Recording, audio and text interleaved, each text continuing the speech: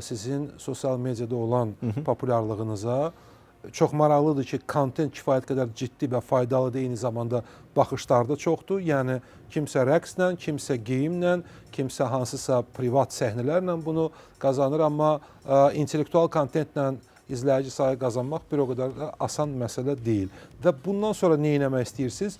Bunu həm də monetizasiya edə bilirsinizmi ya yox?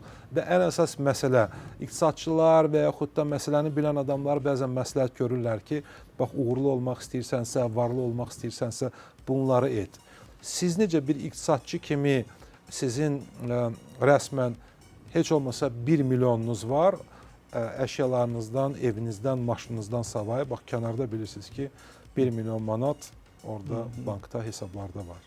Daha çox. Aha. Daha çox. Aha, evet. Yəni siz kifayət qədər imkanlı adamsınız.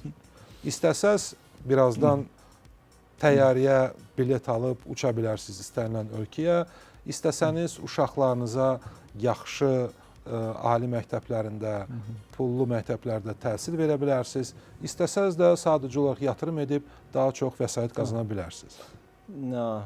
Maliyyə azadlığı perspektivində mən ona nail olmuşam, amma mən həmişə deyirəm ki, kişi üçün maliyyə azadlığın əgər onu gətirib çıxarırsa ki, ona həyatda oyun lazım deyilsə artıq, bu çox təhlükəlidir.